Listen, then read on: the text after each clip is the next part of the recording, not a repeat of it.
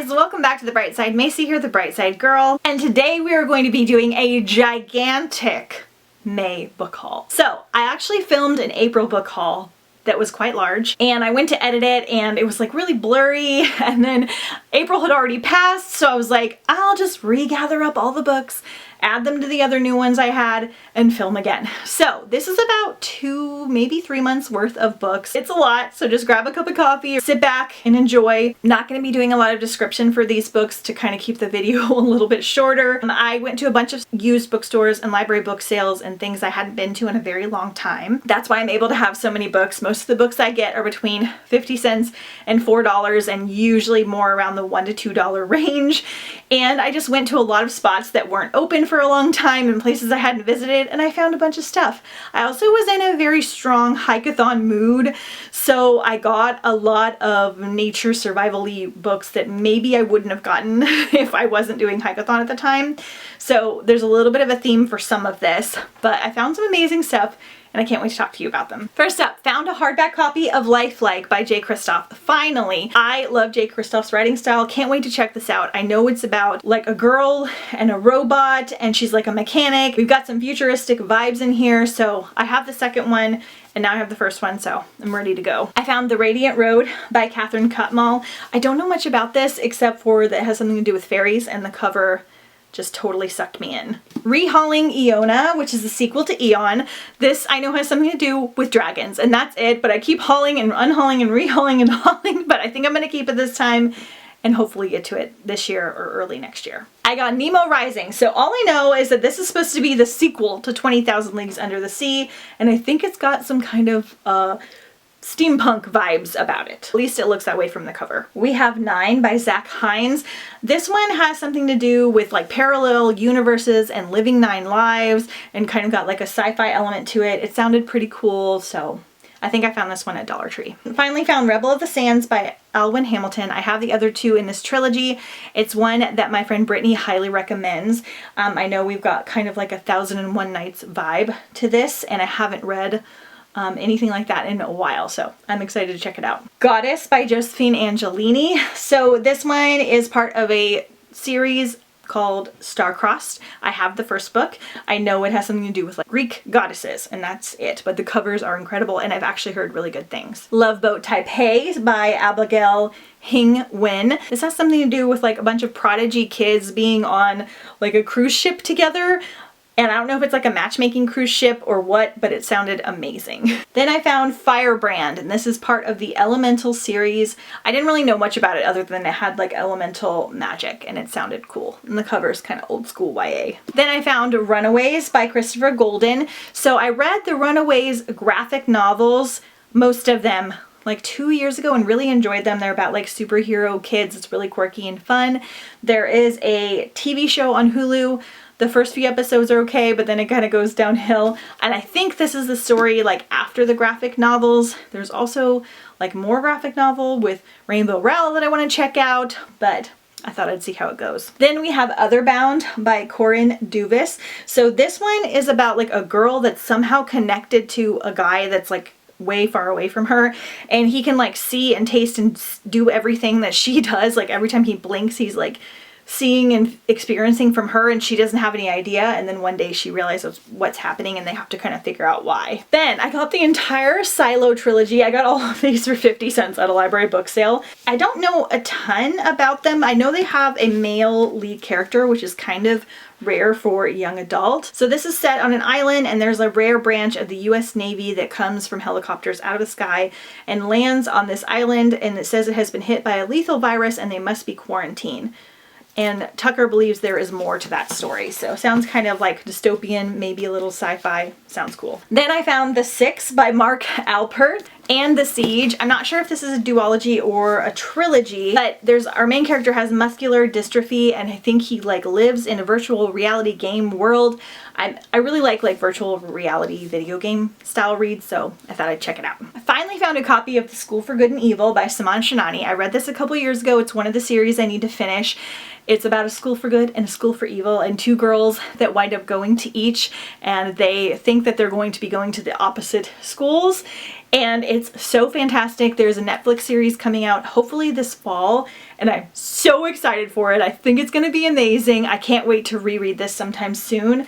I absolutely loved it. It gives you all those like Potter vibes without feeling like it's stealing from Harry Potter, and I don't know, it's just super precious and fairy tale-esque. This one's a middle grade. Found Down Among the Sticks and Bones by Seanan McGuire. I have mixed feelings on this because this is part of a series. I read the first book a couple years ago. I can't remember what the first one's called. They're really short little novellas about kids that have gone to other worlds like Wonderland or Narnia, and then they come back and they basically have like PTSD and have to deal with coming back to a real world after experiencing something so magical, and so they're all in this school together. Sounds very cool. The first book I found a little bit too dark and depressing, but I think I'm going to continue on with the series because I love Seanan McGuire / Mira Grant's writing style so much. Found this cool book called Fuse. The first book I think is called Pure. I don't really remember what it's about, honestly, but I looked it up and it sounded cool. I'm sorry that I can't remember because I had looked it up for that other video and then things went awry. But definitely check this one out because it looks really cool. It might be angel-esque. I found Blood Witch by Susan Dennard. So I have most of these Truth Witch books now and I really need to get to them. So part of a fantasy elemental magic series. I found All the Wind in the World. So this one I believe is also set on an island, has a magical land that's deeply dangerous, and then basically they kind of have to survive, but it seems a little bit more of like a magical survival read, so sounds very cool. Dark Parties by Sarah Grant. So all her life, 16-year-old Neva has lived in Homeland, completely cut off from the rest of the world. She's been told everything is unlivable wasteland. All this time the government has fed her nothing but lies.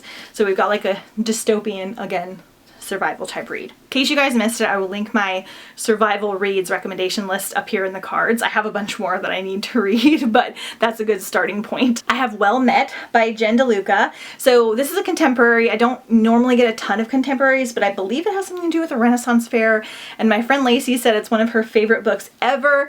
So it was book of the month too, so I thought I would check it out. Then we have Golden Hand by Garth Nix. So this is part of the Old Kingdom series that I really need to read, and I'm just collecting them and piling them up behind me.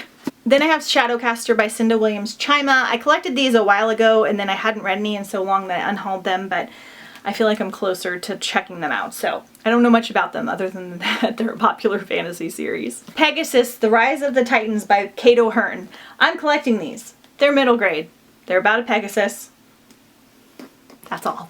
Rebel Wing by Adrienne Tang. I honestly, you guys, I saw like this mechanical looking dragon and I knew it was like something to do with a school and it looked awesome. It was $1. Aragon by Christopher Polini. I have read this one, but I've been wanting to reread it to continue with the series, and I unhauled these a while ago when I didn't have a lot of room on my old shelves. Now I have some more rooms, or so I thought, so I've been collecting them again. At Dollar Tree, I found Symboyant by Mira Grant. As I said earlier, I love Mira Grant's writing style so far. So this one has some kind of like dystopian sci-fi virus type series about it. This is the second in the series. This is an adult novel. I've checked out her other adult novel, Into the Drowning Deep, which was about mermaids that I really loved, so I want to try something else adult from her. We have Tempest by Julie Cross. I know this had something to do with elemental magic, which was one of the prompts for Hikeathon, so that's why I picked it up. This one's kind of funny. So at Dollar Tree I found Sauerkraut. This is a middle grade novel, and listen, so this kid's name is H.D. Shank, and it's spelled almost like my last name, and he builds cool stuff. He's got a plan for his summer, and then basically his dead grandmother comes to him as a ghost and convinces him to make sauerkraut. I don't know if you guys know, but I work for my mom's company, which is all about like making fermented foods like sauerkraut, so this sounded perfect for me. Had almost my last name in it, so it kind of freaked me out, so hopefully get to that soon. We have In the Age of Chocolate by Gabrielle Zevin. So I think this is the second or third in like a dystopian series that I've heard pretty good things about. Okay, The Demon World by Sally Green. So this one is the second in her series. It could be a duology of The Smoke Thieves. I've heard really good things about Sally Green in general, and again, I found this one at Dollar Tree, so I have the first one already, so I thought I would grab this one as well. The Replaced by Kimberly Derting. So this is the sequel to The Taking. Kingdom for a Stage by Heidi Heelig.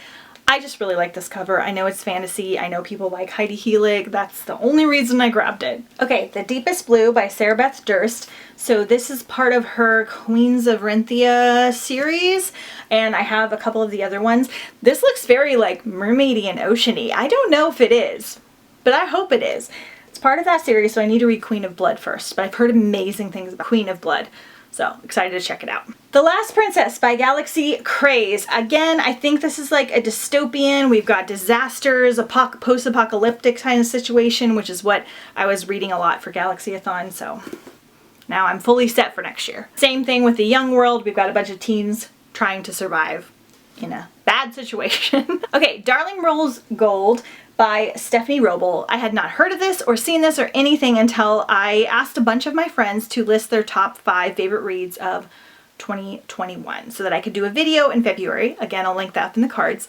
Reading a bunch of my friends' favorite 5-star reads. And this was on my friend April's. I didn't get to it in that video, but this has something to do with basically a mother lying about her child being seriously ill, which is a weird trope that I like in contemporaries that I don't even normally like. And so her mom has like gone to jail and she's getting out of prison, and it's totally off what I'm normally into, but I'm gonna check it out. Disaster Days. Again, we've got another island, another thing where kids are trying to survive. I think this one is middle grade though, and the cover looks super fun. Stormcaster, another one, Cinda Williams Chima in that kind of same series. Steelheart by Brandon Sanderson. I have the second in this series and I don't have the first one. I've heard decent things. I know this is sci-fi kind of superhero-esque, and I just wanted to check it out. Okay, I may regret this, but I'm rehauling Under the Never Sky and Into the Still Blue. Again, another survival type read. I have read this one, and I remember liking it but not loving it, but it may have just been my mood. They're in like this dome and the elements are all controlled, and then outside the dome the world's supposed to be like terrible.